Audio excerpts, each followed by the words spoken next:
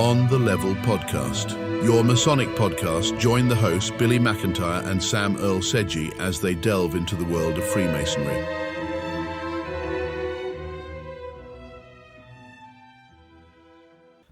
Hello and welcome to yet another episode of On the Level podcast.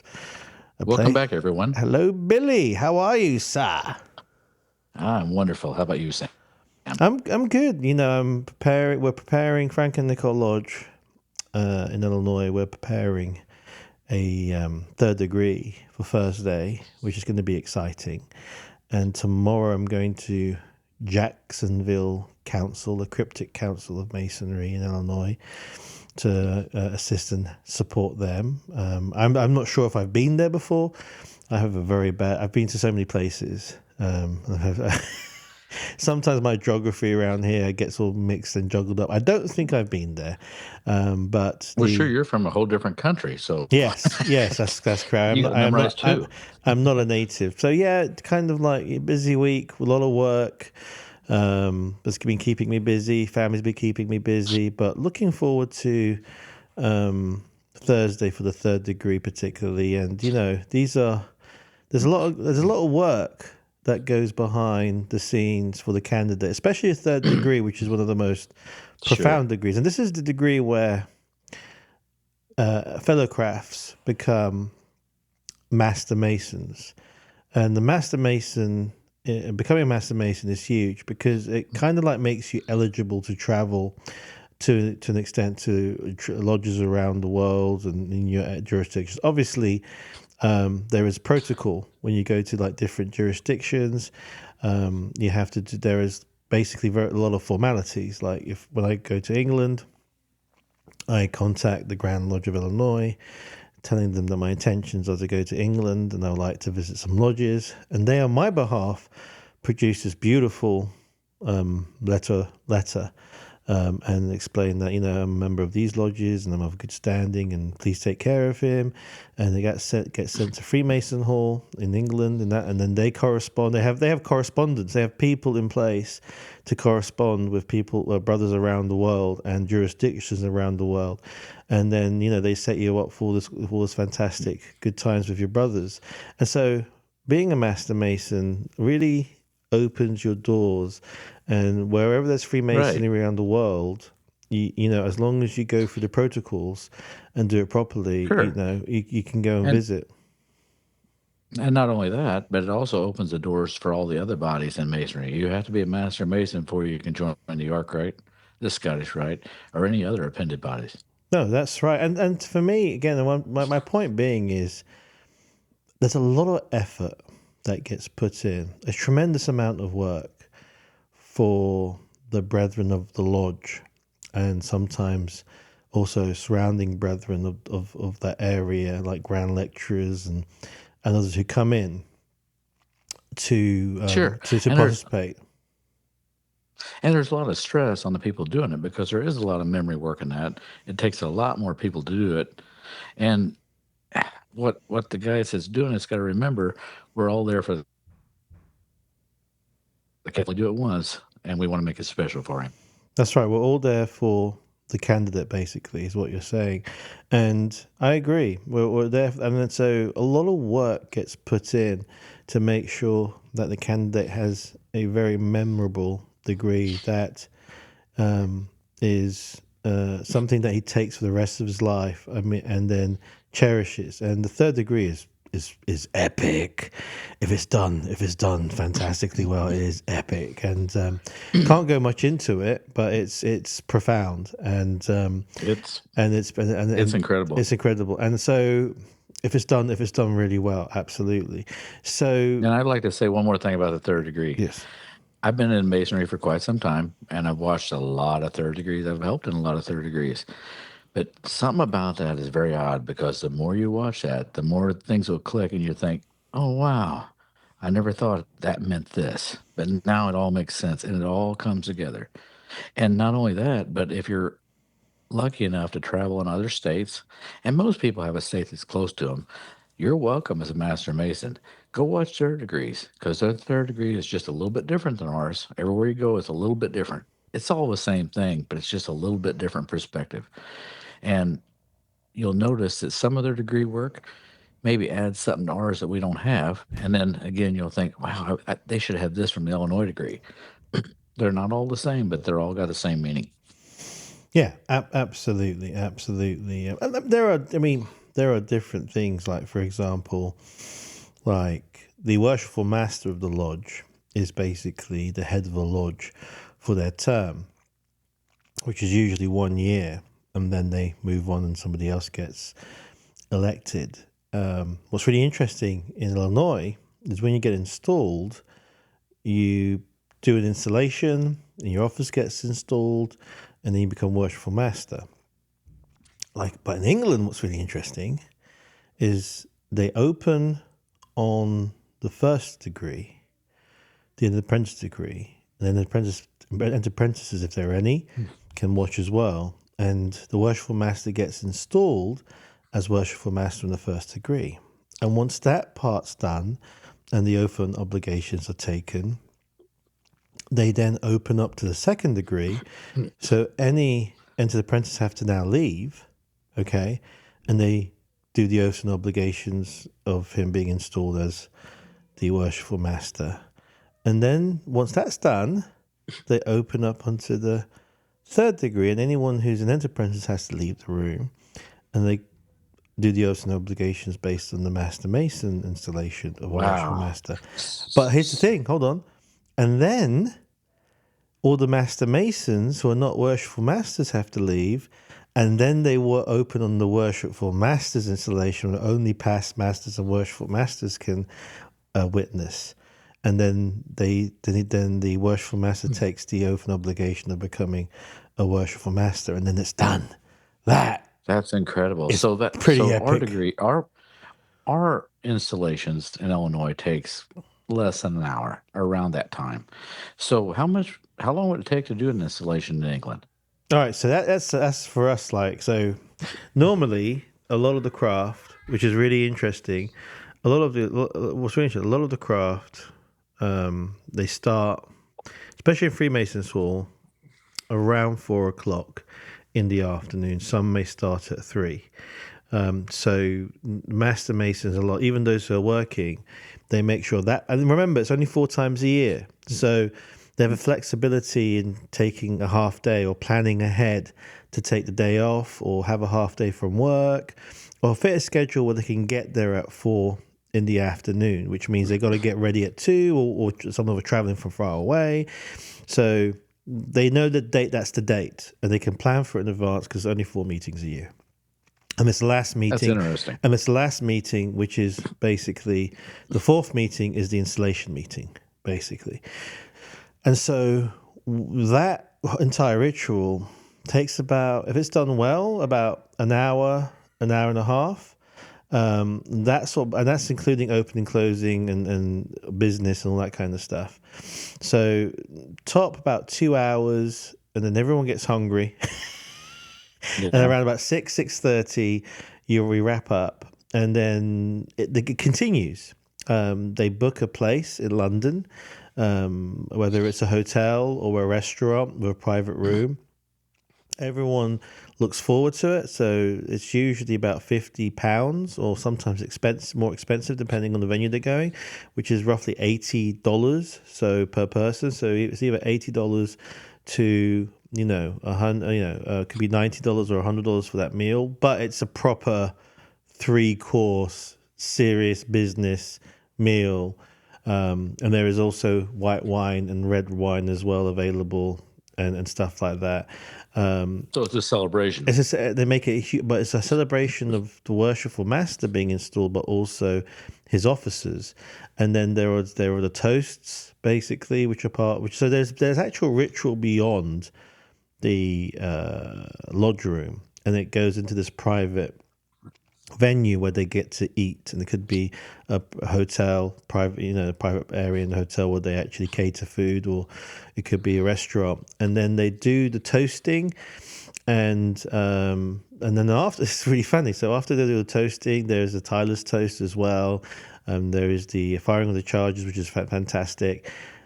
And then what's really funny, us being English, we're like, hey, and then everyone and there's a raffle. Usually there's a raffle that goes on, and that raffle basically is, people basically go and buy stuff from their own money, like wine or chocolates or Baileys or whatever it is, and they raffle it off, and all that money is collected for charity, whatever the lodge charity. So if they raise $200 that That's night, cool. or $300, and it's like $10 for 5 tickets or something like that. It's really. I won a lot of stuff. As a guest, which was kind of fun. And but sometimes when you come and you're a guest, one of the members may just pay for your meal. They say, "I want to look," but remember they meet 4 times a year, so they really look forward to meeting up and having this festive. And then at the end of when everyone's going, those who can or have the energy left, they're like, "Do you want to go to the pub?" So we move from the hotel restaurant, then we go to the pub, and then we continue that festivities until sometimes until half 11 or midnight. And as you're just building that fellowship, that camaraderie, that brotherhood, you get to meet all these different types of brothers and different businesses, different, that everyone's got a very exciting story to tell of either how they started in Freemasonry or what they do in their life. And you just build these bonds. And then when you go back home, you're just buzzing. You're like, oh, that was such a good time. And you don't have to worry about, a lot of things that you may normally have to worry about outside of Freemasonry, because you're all brothers. And that concept I love. And I kind of imported that in Illinois, especially in St. Paul's Lodge 500. Now, St. Paul's Lodge 500 is in Springfield. Oh my God, Billy, I love that lodge. I'm great. I'm the particular Mason where I'm all suited up every time I go, unless it's practice.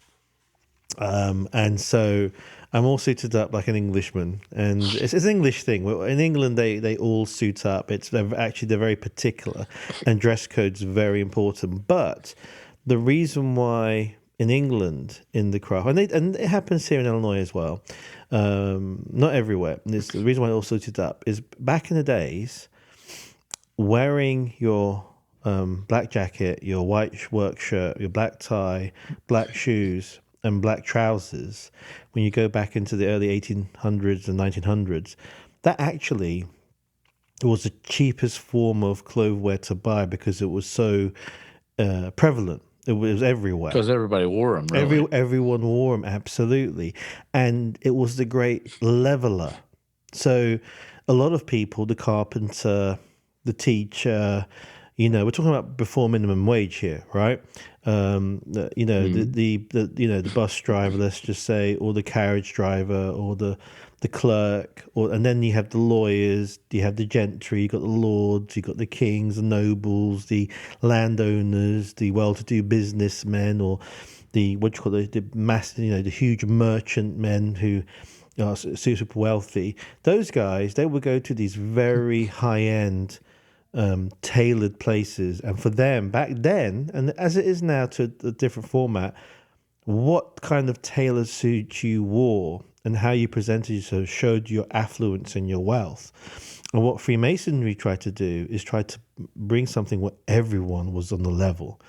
And so your basic dress code was to make sure that in lodge, whatever you were, whatever rank you were, and however successful you were monetarily outside of lodge, that didn't matter.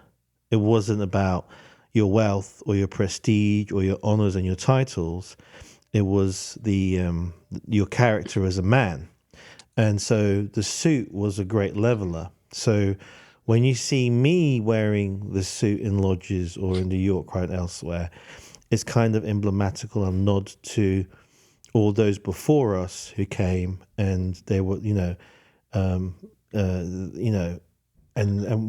trying to show that we are supposed to be on the level, and that we're supposed to show that humility through that particular aspect. And that's a really interesting concept. And that happens all across America as well, happens in Canada. Sure. But there are other places where, some people are, based on the culture and based on where people are from, there are different cultures and different dress codes, which are some of them are a bit more relaxed than others. But St. Paul's Lodge oh my God, they're all suited up, and I love it. I love it, and That's cool. I'd like to go back to. go, Go ahead. no, go ahead. I'd like to go back to one thing you said about the feasting and the meals. I've traveled a lot, and even more now that I'm the most illustrious Grand Master for the council. I've noticed that the councils and the lodges, especially the lodges, the ones that have a meal, even if you have to pay something to eat the meal, have a way more active than the people that don't serve meals before their meeting starts. And I know a lot of people, you'll see them and they'll say, well, we only will have a few people show up. We really can't have a meal. But unfortunately, until you start feeding people, you're never going to have more than a few people because people show up, they want to have that meal, they want to sit down and talk because that bonding is so important. And then all of a sudden, you become good friends with the guy you're eating with. And now all of a sudden, I want to go because Doug or Jeff or whoever, your best friend, man, I want to go see him again. He's over there. I know he'll be there for the meal, so I'll be there too. And then they go in, and then all of a sudden your lodge starts growing again. And I'm telling you, I know I've heard talk to some other people, and they said, I'm telling you, I've seen it over and over again. If you have that meal, more people turn up every time. Well, there's a couple of things that's interesting from my perspective, and I think you're absolutely spot on. And so, what's interesting is I think you should have to look at it two ways. You either get together with a group, and usually it's a junior warden that basically provides the meal in the American Blue Lodges, or at least in Illinois. And the tradition in this area is normally food's brought into a lodge. There's a place where the lodge basically they eat, and there is a kitchen, which is fantastic. And that's actually quite true for a lot of lodges around the world as well, to be honest. In different places like England, there are some lodges have their own little bar, and they have their food catered in. However, my point being is that's a great process if you have people who can cook and make the food and bring the food in or cater the food in and sit everyone down. I like also to add something more to it, something like I love the English ritual that ties everyone together and gives it a purpose of people being there and continues a ritual outside of lodge and people having fun, and then they can have their social time.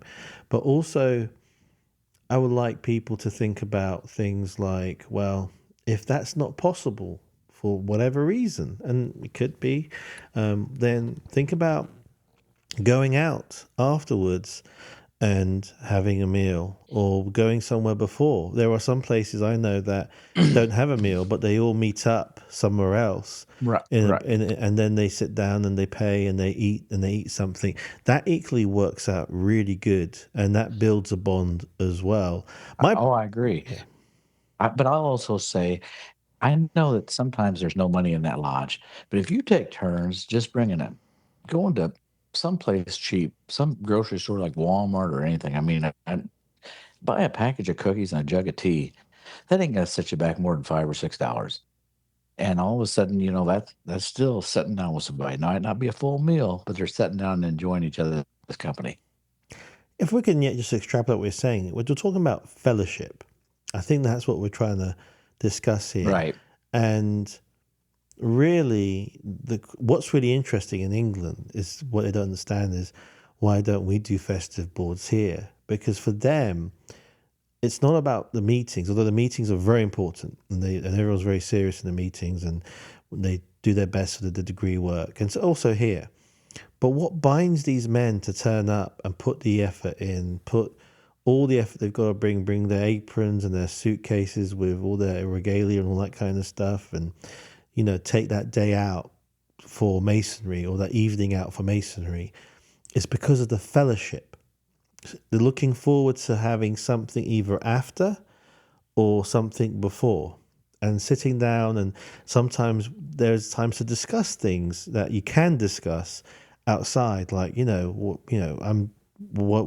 we going to get a practice date or whatever. But that fellowship is more important than anything else, because without that fellowship, that's when the lodges start becoming empty. Because what is the purpose of turning up when you're there to just sit there, listen to a meeting, then everyone goes home, and you don't have any links with your brothers.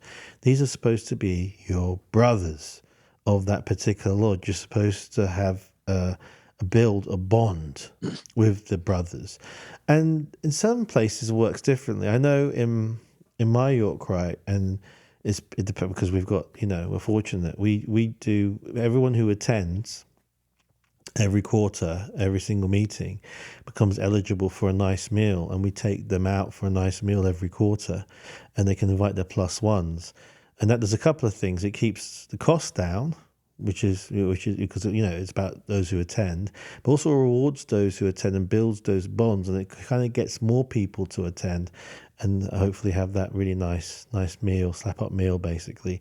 But the most important thing, what we're going around and what we're talking about, it could be just cookies and some tea bags or some coffee. It doesn't have to be like a big up slap up meal or whatever. It's about fellowship. So the question is for lodges and for our brethren is, how do we build those bonds of fellowship? Is it, prior to meetings, post the meetings? That's where you get to know your brothers. That's where you have these great conversations and you build those bonds. Right. And that's And really I'd the just like to, challenge.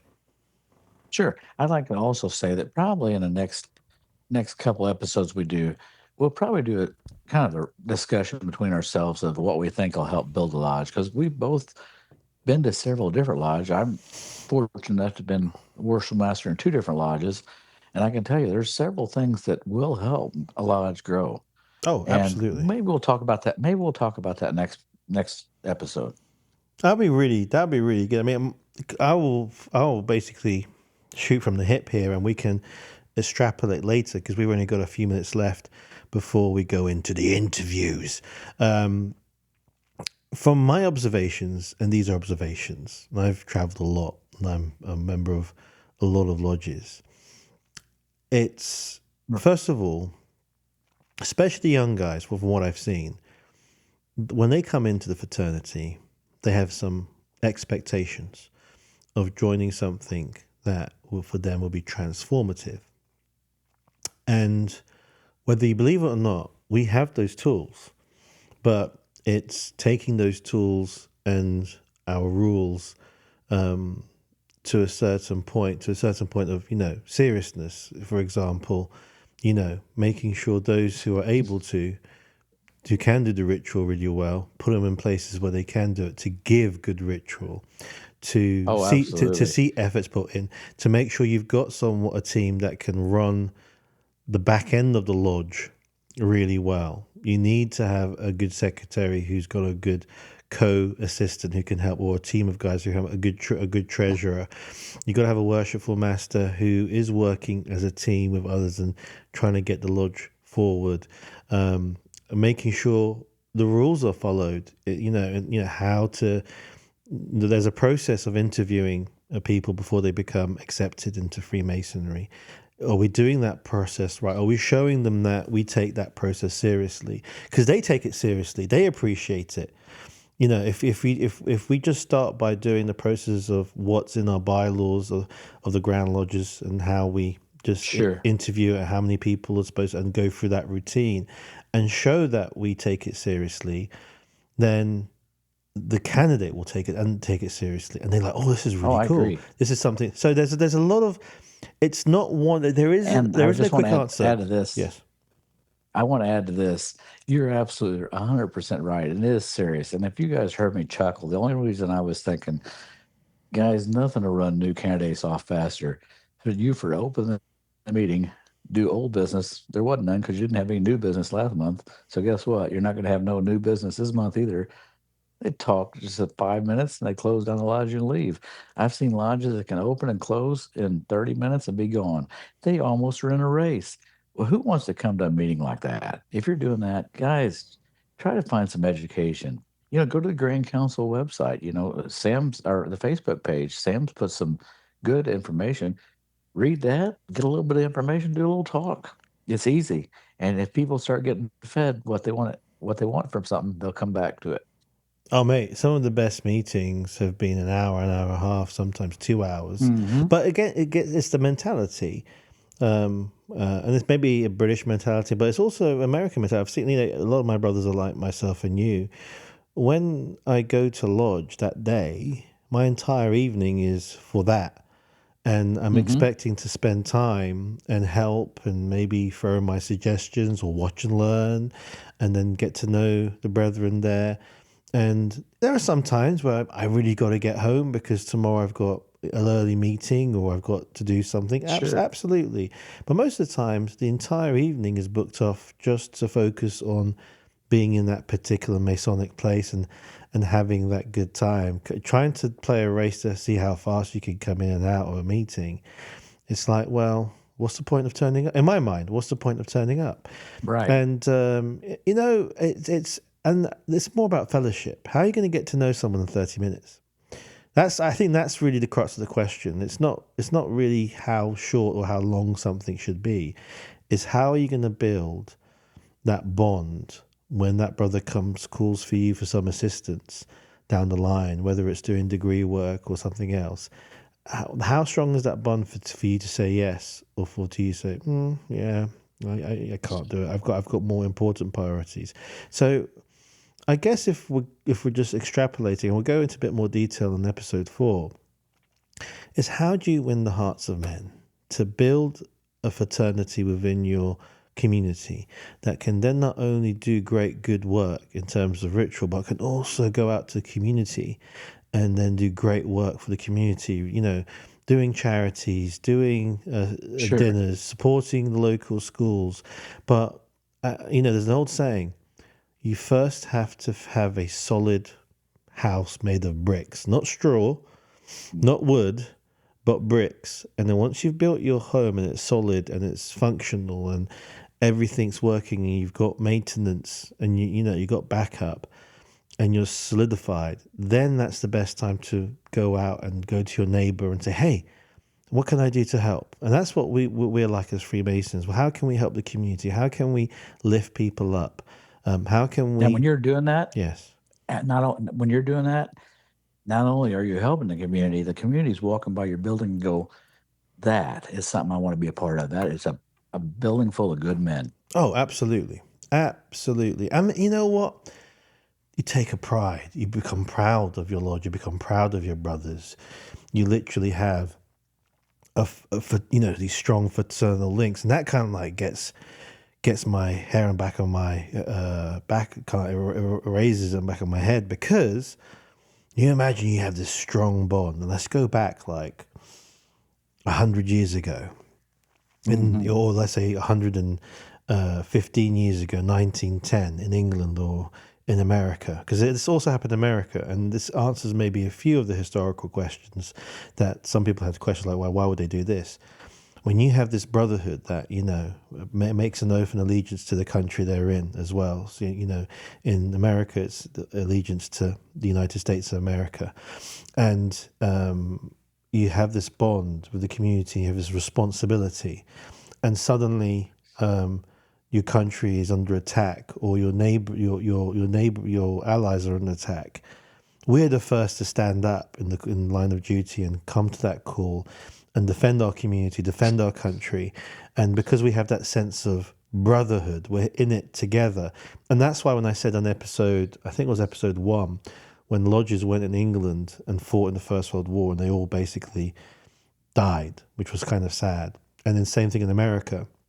Actually, a lot of Americans went to and joined the First World War, and Canadians, for the same reason, to help their British brethren in the fight against the Germans.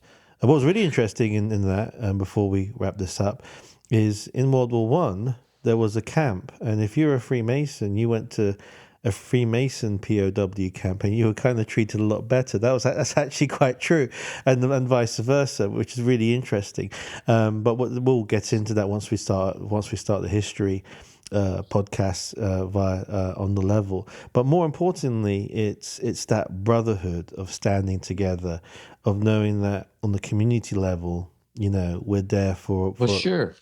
And there's thousands of examples, and for the people here in the United States listening, there's hundreds of stories we can talk about in the Civil War where people would cross lines to help a fallen brother, no matter what side they were on. Exactly. And they weren't your enemy because they were still your Masonic brothers.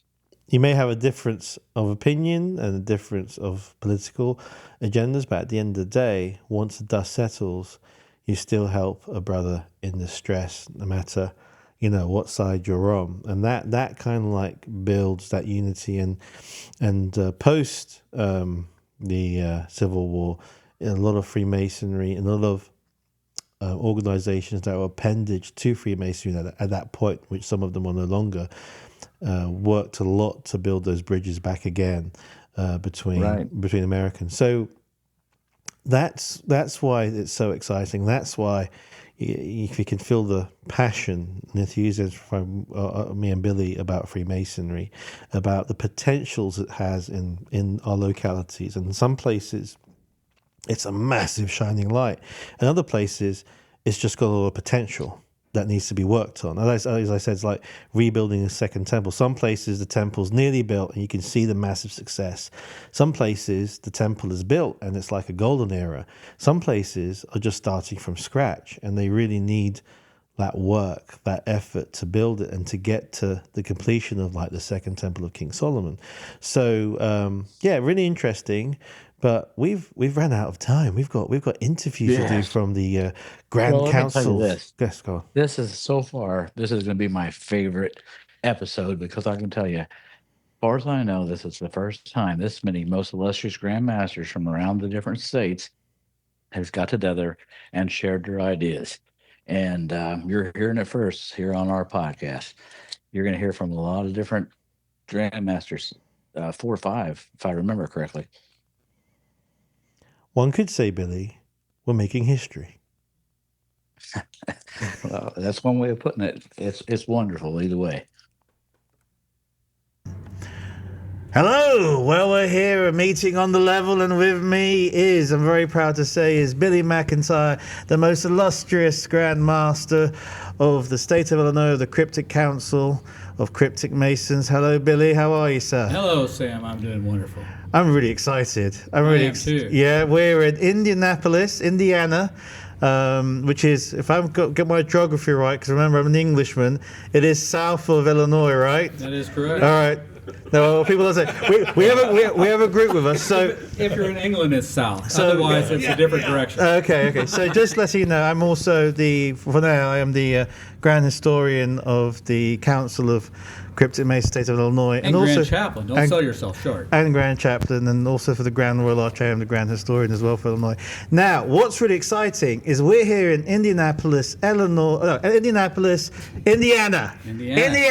All right, and we're here basically to we're invited to the grand sessions of the Indiana Cryptic Council. Now I'm geeking out here. So without further ado, shall we introduce our fellow...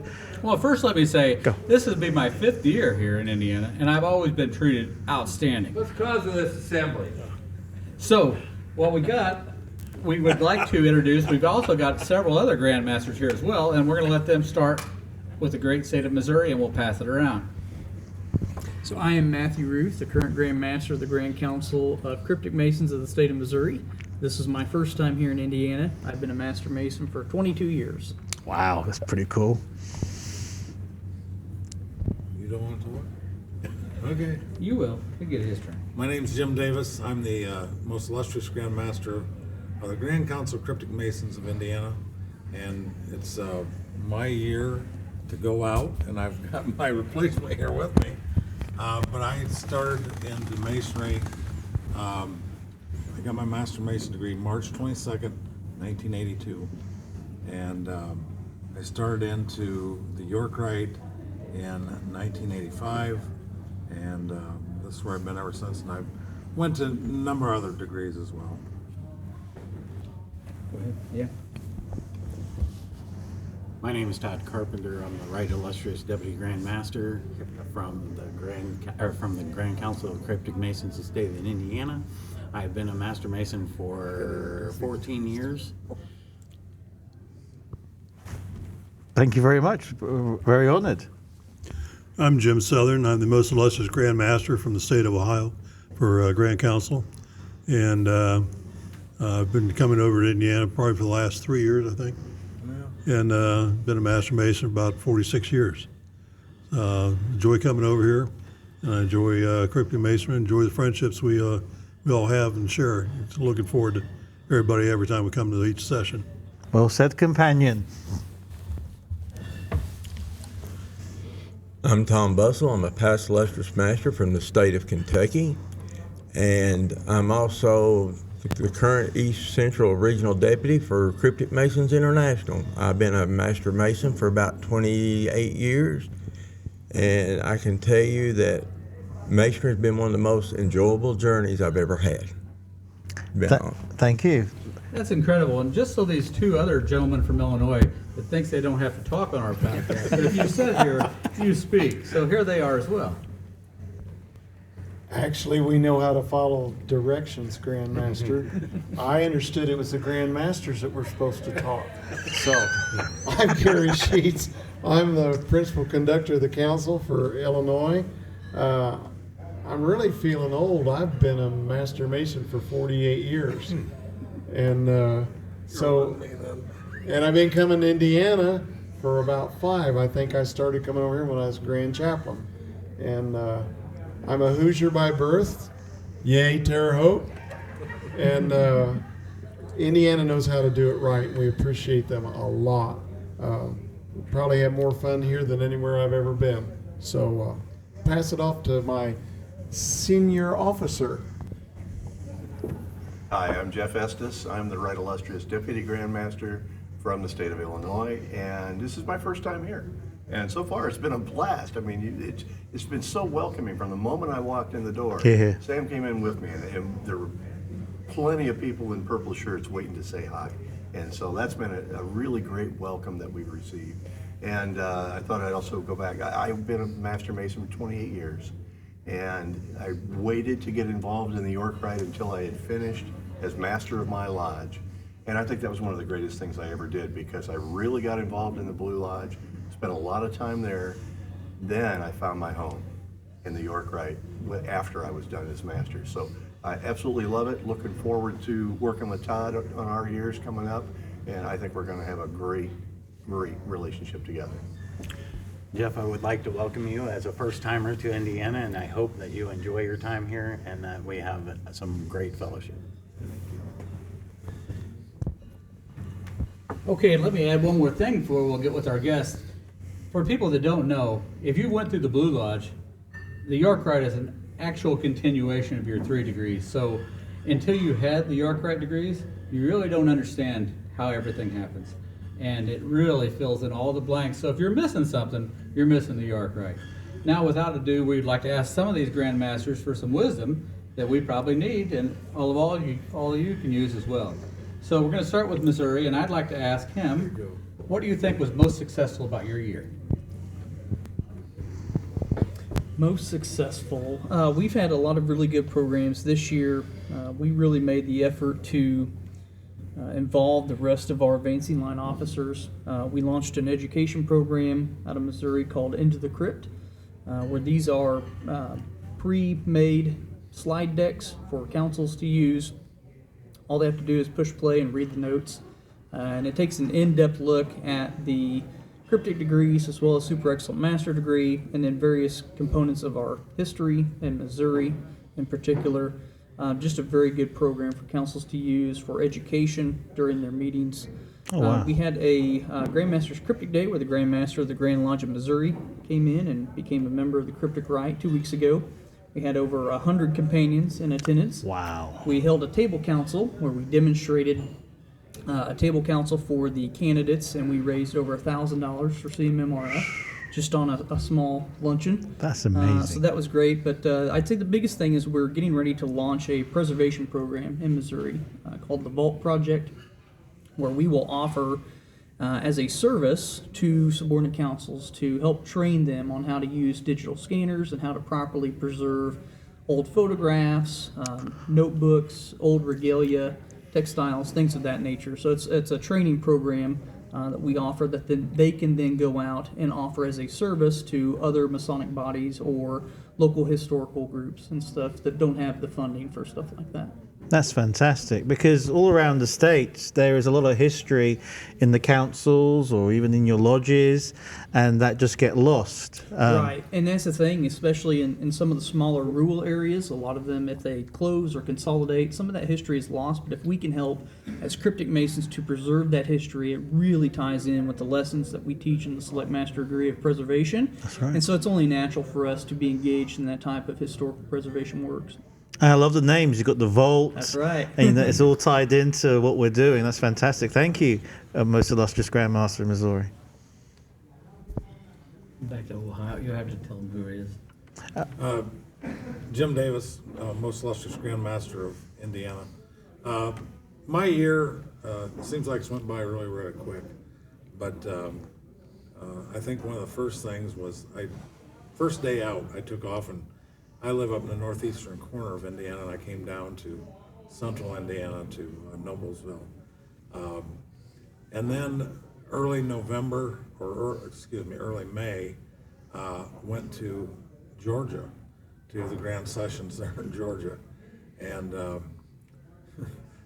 I'm not used to hot weather, and May 3rd in Atlanta it was 93 degrees, and that's pretty hot for me. But then a couple weeks later was in Canada at Ontario at their Grand Sessions, and it was much cooler. I felt much better. And the Canadians treated me, it's typical of Masonry, wherever you go. You're treated with, I think, with respect from the other brothers and companions that are there. And I really enjoyed that. I think that's probably the biggest thing, being across the state of Indiana, which is somewhat of a narrow state, but it's fairly long. You get to meet a lot of people, and there's still a lot of councils and a lot of lodges, and it's good to meet all of them. Just like tonight, I saw a guy, I have a terrible memory for remembering names, but I turned around and looked at him and I said, Kokomo. He looked at me and goes, yes. He couldn't believe that I could remember Kokomo, but Kokomo's not real far from where I live. And he was there when I was there. I can't remember the date now, but I was there and I remember meeting him. So anyway. Thank you. That's fantastic. Jim Southern from Ohio. One of those, I still have till October for my session. But the part I've enjoyed, very similar to Jim Davis's, is going around the different councils, meeting the guys in their own council, visiting other grand jurisdictions like we're doing now. It's always fun, and picking up ideas like what Matt was talking about. I'd like to talk to you about that later, share some information with all of us. It sounds like you have a wonderful program. The other thing about York Rite is more of a local event, more of a local participation. A lot of times where York Rite bodies are meeting in your Masonic lodges or everyone else goes to. And I always like to point out, we're also helping pay the bills for the buildings. But rather than having degrees given to a class of 20 or 30, it's more of a personal experience. We may only have a class of one or two guys, or companions or brothers, receiving degrees, and it's a little bit more personal and on our respect. And also one of the lectures you give in Night of the York Cross of Honor is the cryptic degrees or the degrees of preservation. And I think Matt pointed that out also, preserving the information between, ties together between chapters, the capitular degrees, the Blue Lodge, and even to some extent the Order of the Red Cross and the Order of Malta for commandery. So York Rite has an awful lot of ties to the different bodies we have. So we are intertwined, aren't we? I mean, these are a lot of the historical degrees and some of the ancient degrees. But we're moving on to our next Grand Master. Well, I was Most Illustrious Master in Kentucky during the pandemic, which you all know how challenging that time period was. But when you travel around in Masonry, the thing of it is, what really brings it home is no matter where you go, the friendships that you develop and stuff I've traveled to California, to Texas, just different places, and the people, the brothers that you meet there, it's just like you're always walking into a room of friends. And we talk about, one of the things in Masonry we talk about is how that we help one another. And I'll just tell you a personal story just to show you how important that friendships are and that develop with Masonry. Was when my father-in-law, who was a Mason, passed away, and he lived in California. We went out there for his funeral and stuff. And while we were there, my mother-in-law got sick, and they had to put her in the hospital. Well, I had some medical issues, so I had to go back to Kentucky to get those taken care of. Well, we stopped at a little church out in the middle of the desert out in California. And a gentleman saw my Masonic ring, so he was a Mason, and he started talking to me about Masonry and asked me what we were doing out there, and I told him what was going on, and I was fixing to have to go back. Well, his response to that was, well, what hospital is your mother-in-law in, and what does she need? And we had just met. But that's the kind of relationships that Masonry builds. And it's wherever you go. That's what how Masonry can make a difference for us as individuals, for our communities, for our states, wherever we are. It's hard to take and find that in today's world, because in Masonry, politics stays outside the door. That's right. Because we all say we're on the level. No matter what position you have, what you do when you walk through those doors, we're all on the level. So that's one of the big things that Masonry has brought home to me, is that companionship that we have no matter where we go or who you're with. It's there. That's an awesome story, and thank you for sharing that, because that really, a lot of people need to hear that, because sometimes people haven't experienced that yet, like you have, and it's out there. You just have to, meet people. And I guess I'll finish up, since I am Grand Master of Illinois, and this is Billy McIntyre. I'm sure every one of these guys can tell you the same thing, and anybody that's been in any kind of leadership of position, I had 5,000 things I wanted to do in my year, okay? Well, I still got July, but I still got 4,900 of them yet, and I'm not close. But, one of my big things was we wanted to start saving our history, because a lot of our members that know our history are getting older, but they've never wrote it down. We've never had anything written down. So I decided to make a grand historian one of the positions in my line. And Sir Sam here took care of that, and he's really done a fine job of starting recording our history, and hopefully that'll carry on. And also I wanted to, the Scottish Rite, for those who know, that's members, they've done really good by having this little thing that you can take to lodges and show that. And I'm not above stealing a good idea. So I thought we need to do that for Cryptic Masonry and York Rite in general. Haven't quite got there yet. But Sam and I thought, we could bring light even further, light to groups by doing the podcast. So that's where Sam comes in. As technology advances, and we have the written words, we have the oral words, and now we have the audio. And being able to capture your experiences immemorial for millions of people to listen to around the world and see the fellowship and the bondship. And we've all been through the first 3 degrees. We've all been through the Royal Arch degrees. And so, although we've not met each other, we've all had the similar profound experiences through those degrees. And that's what bonds us and ties us, and that fellowship and brotherhood. My question would be, first of all, for those companions who are called the Thrice Illustrious Masters, do you have any advice to each one of you, to any upcoming guys coming next year who are about to sit on that dais? And if we can go around for just a quick answer, what would be one nugget of wisdom that you'll give your Thrice Illustrious Sam, Master? Since I have the microphone, I'll start out. So I tell every one of the companions that come in, and I know I've got a lot of flack on this, but I believe it with all my heart, have fun. And if you're not having fun, make your environment fun. Because if you don't, you're not going to come back. And that's what I think we've lost in a lot of masonry. We're gonna have to realize that it's not just reading the minutes, giving the bank report, and closing in a half hour so we get our butt home. That's not what this is about. We need to have that camaraderie, and we need to have fun. Well and that's said. what I'm preaching everywhere I go. And our history, actually, and what we're preserving beautiful. is a lot of fun. I remember when I started and I went through the council degrees, there is something that you can do, and it's like a code. And so I memorized the code, and I started sending that code to other companions, and they all spent days trying to decipher what I was saying. And I was just saying silly stuff. Yeah, it said but- drink more Ovaltine. Absolutely. So you could have a lot of fun as well. Matt from Missouri, I would just encourage my successors to really invest the time to build relationships with one another and really create that team, the team bond, and get those guys to feel like their contributions matter.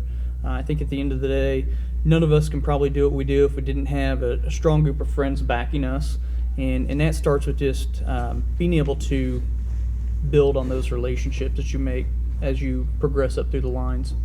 Well said. This is Gary again from Illinois. I know sometimes it doesn't work out quite that way, but try to be Thrice Illustrious Master only. My schedule got messed up when I was Master of my lodge and Thrice Illustrious Master at the same time, and that was crazy. I wouldn't ever wish that on anybody else. And some guys are heads of all three Yorkite bodies at the same time. Now that is really out there. But one of the things I think we need to understand, we hear the word degrees and we hear the words ritual. And I've never been the best ritualist, I'll admit that. That doesn't mean that I don't keep trying. But try to see the degree as a story. People remember stories better than they remember ritual. And I do the same thing at church as a pastor. I want people to know the stories. And if you get the story, you have a better chance at remembering the stuff that you need to remember. But it's a whole lot more fun remembering a story than remembering the ritual that you're going to get corrected on.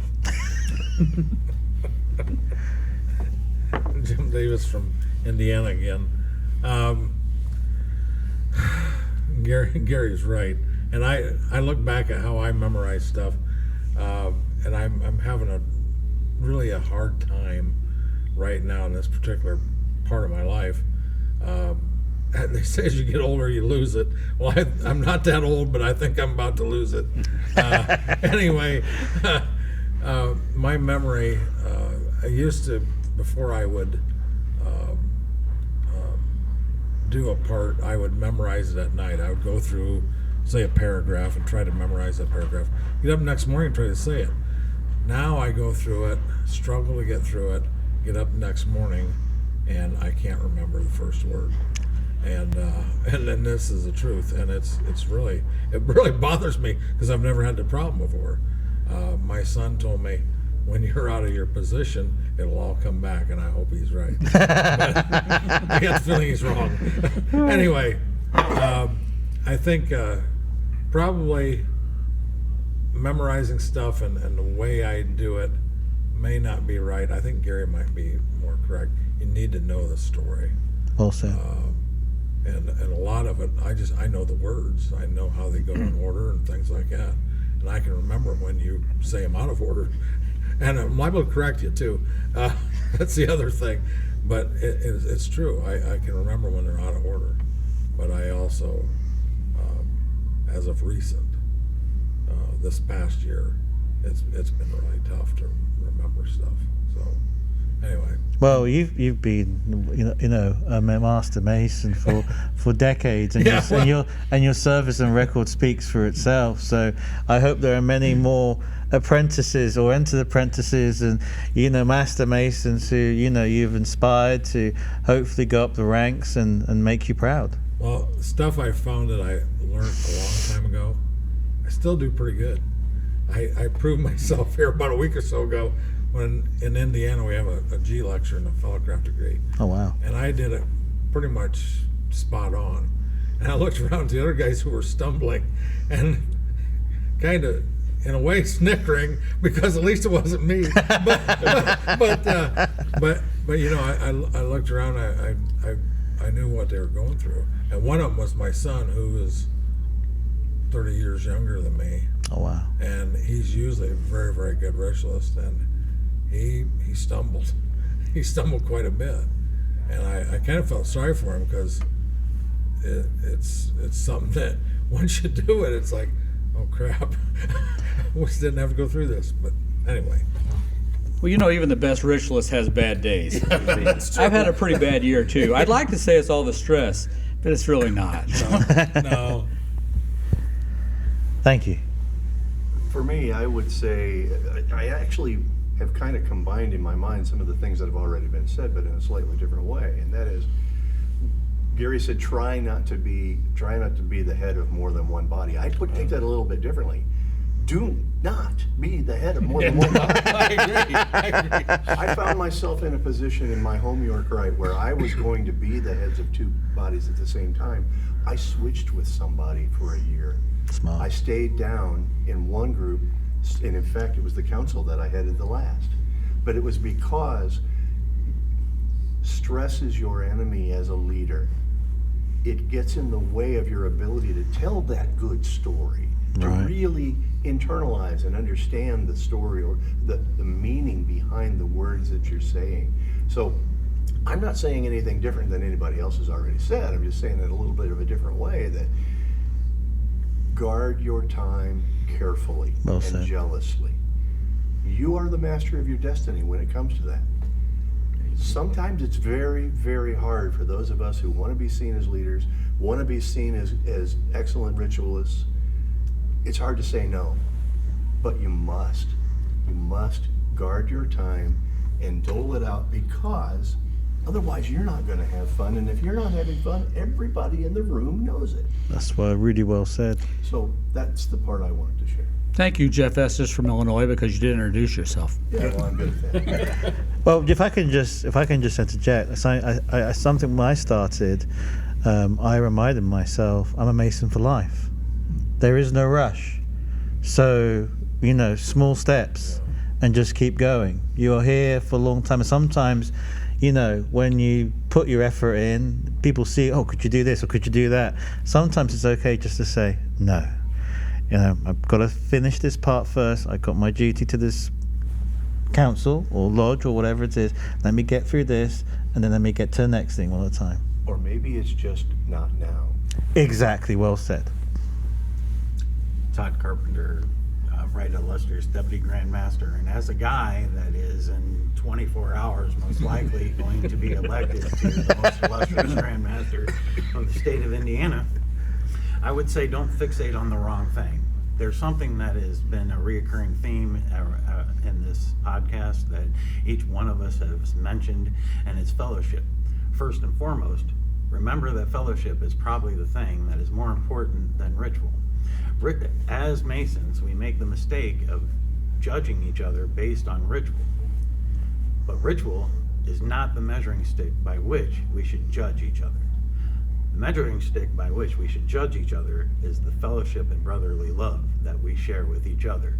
And if I were going to give any advice to a illustrious or thrice illustrious master getting ready to assume the chair, being the fact that I am one of them that's about to assume the chair, I would say focus on the right thing. I just wanted to, I think that's really important, because it's the fellowship that bonds the men together. And then when you call upon your fellow man to come help do degree work or do an event to raise charity and money for the sick or distressed, if you win their hearts, as opposed to ruling with the iron rod, that's when the numbers start to come. And sometimes we may forget that. Win your brethren's hearts, and the effort will come in. Just adding to that point, just remember that whether or not you do beautiful ritual, if you don't do beautiful ritual, whether you can memorize big parts, little parts, or not at all, that is not the measuring stick by which we measure ourselves as Masons. The measuring stick by which we measure ourselves as Masons is completely different. And unfortunately, we've fallen into a rut where, for example, we might look at somebody else and go, well, he's not very good at ritual, so we don't really. The job of the head of the body is to find the value in the person. If you can't find the value, it's not their fault, it's yours. Very well said. And that's what I'm hoping that this podcast will lead to. I want people to see that, first of all, we're not stuffy. We can be, but we're not always. We have fun. And this is supposed to be a fun podcast. So you guys need to be a little more lively with your stories, okay? Jim Southern from Ohio. Todd's comments about encouraging people to take the parts. The other thing is you have to remember that even though you may be Illustrious Master, or in our case, most Illustrious Master, we don't have to be experts in everything. Some people are very good ritualists. Some people are very good recorders of history or note-taking. That's your recorders. Some people are very good with finances. They may not be very good at rituals, but those are the people you want to maintain your council's records and finances. And so you don't need to be an expert. You need to groom other people in your councils or activities, make up and fill the whole void up. When I was around doing my Deputy Master's program, which we do in Ohio, we have a Grand Master's Award thing with numerous items and points. I'm sure everyone here does too. But one of the things I wanted to talk about then was we're getting tired of doing the same issues for all our meetings. You go in and open the council up, read the minutes like we were talking about earlier, pay the bills, any sick or distress, yes or no, whatever. Plan for your inspection, which is 2 or 3 months down the road. One of the things I wanted them to do was do something different. Have a table council that was brought up earlier. Plan something with your wives. Go take a trip, take a council bowling. Pardon me. Do something different. But then on the back side of the machine, I asked them, I say, the items that you're going to do different, how successful were you? Did what you were planning to do work? If it didn't quite work, what do you need to tweak to make it work? And also, if it fell flat in their face, it was a bomb, what are you going to try different? So that's Illustrious Masters coming up. They can, a couple years, they need to keep planning on that.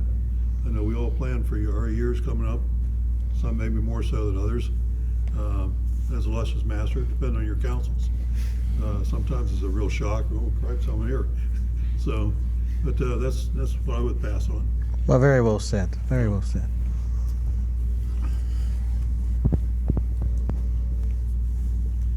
This is Tom Bustle again from Kentucky. But some of the advice that I would really like to give is, number one, is when we serve in these leadership roles, we need to remember that the craft's not there to serve us. We're there to serve the craft.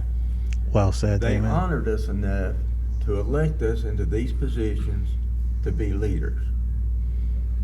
And part of the leadership that we talked about that I'm hearing is it's important for us to do is to look out there and help others achieve their goals to where they need to be. I've been lucky, or sometimes my wife says cursed. I've been head of 2 bodies in Kentucky. I'm a past Grand High Priest and past Illustrious Master. And as you guys know, in Masonry, it is a lifetime commitment, I think. It's a journey, lifetime journey.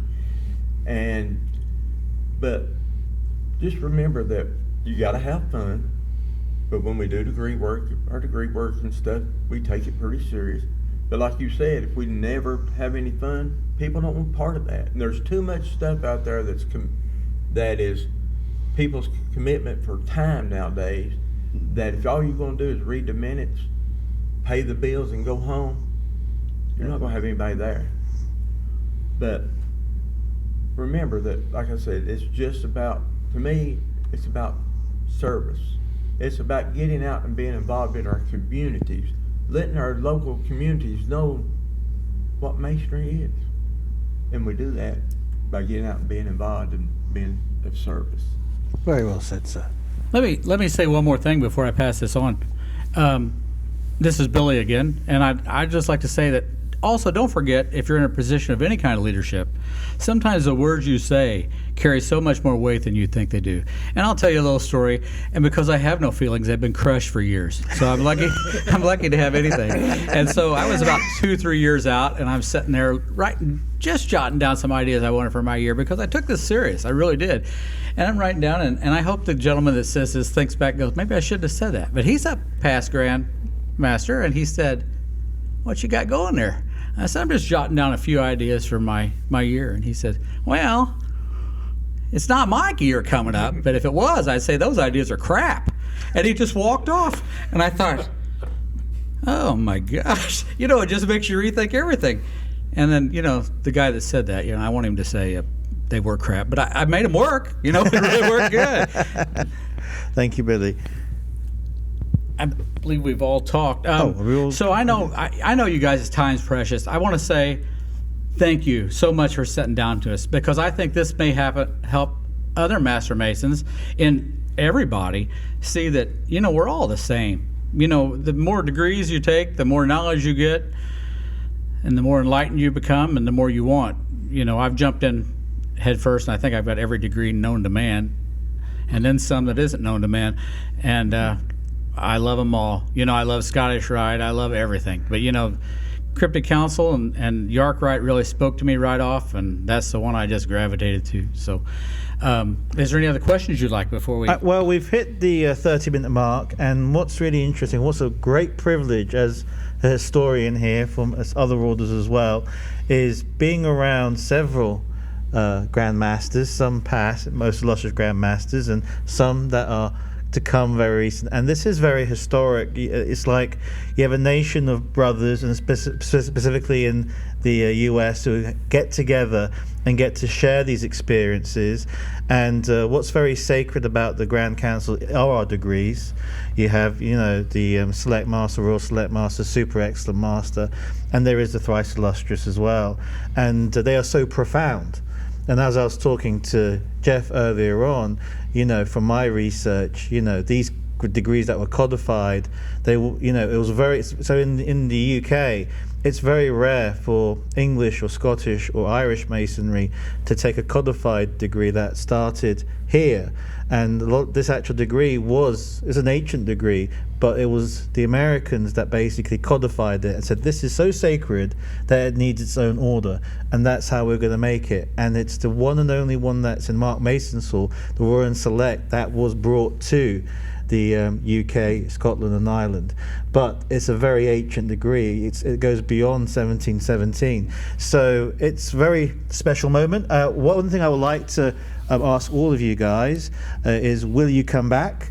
Once we touch other subjects, it'd be nice to keep in touch and also get you, whether we do a Zoom meeting and tap into each individual area, what programs you have, and so we can all inspire ourselves. There are some programs that we may borrow from each other and learn, and if we don't communicate, like I would have known about the Vault program that you're doing, and all this information, this vault of information you have, and having different incoming Grand Masters, most illustrious Grand Masters, and post Grand, speak of fellowship, speak of the ritual, and try and give their 2 cents, so to speak, if can, because 2 pennies, most Americans would understand what that means. Basically, it's all about throwing that tea bag in the river, isn't it? It is. But I said we threw you out of this country one time. We'll do it again. That's right. But it's just, I just want to thank you. And it's been a great honor, and it's been a very special day. And thank you for having us. And we're looking forward to the grand sessions tomorrow, and may you have many more. And my final question is to each of you: in each state. How many years? I mean, what is the annual? I mean, and how many years has Cryptic Masonry been in your state? So what would be your annual one coming up this year? Would you know? So this will be in Missouri, our 159th Wow. annual session. Our Grand Council was chartered in 1864. 1864. Bloody hell. And that actually is very close to when the actual Grand Council was formed in the 1860s. We have some history where it wasn't 1809, but it was actually codified from the 1860s moving forward.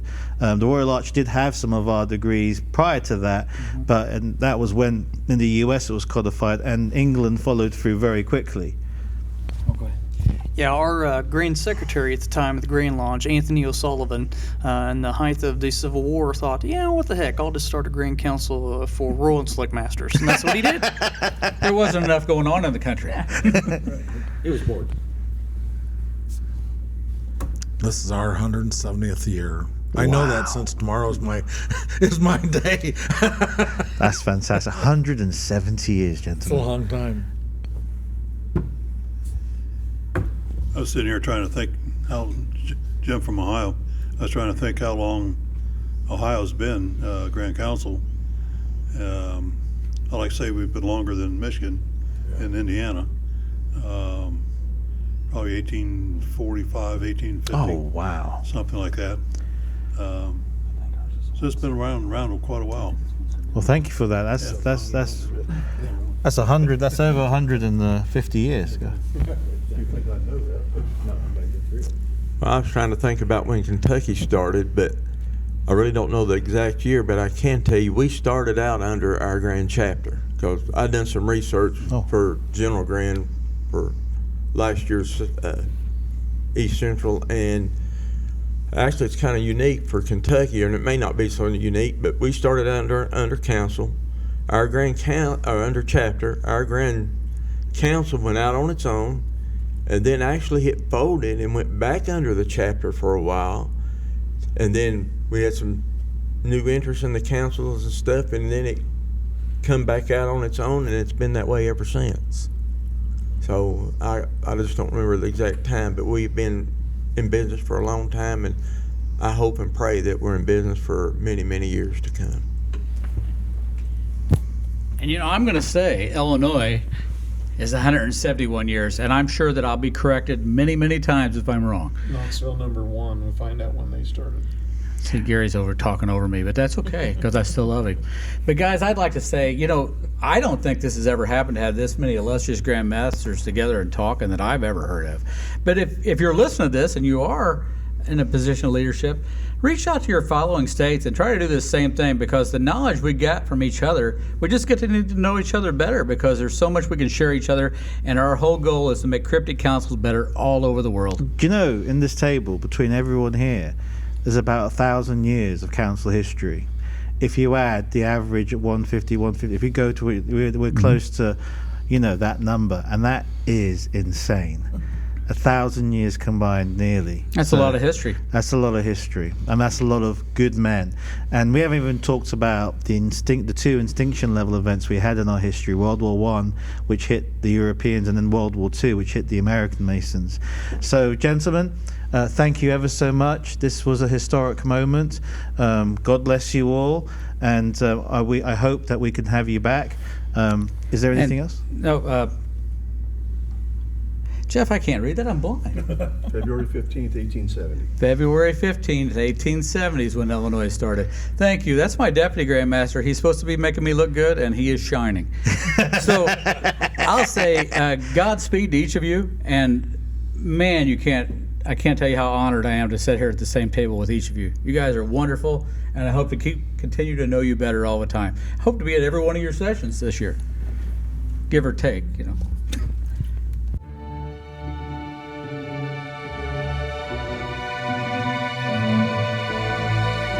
Thank you for listening to On the Level Podcast, your Masonic podcast. When you are ready, duly and truly prepared, you can always knock on the door.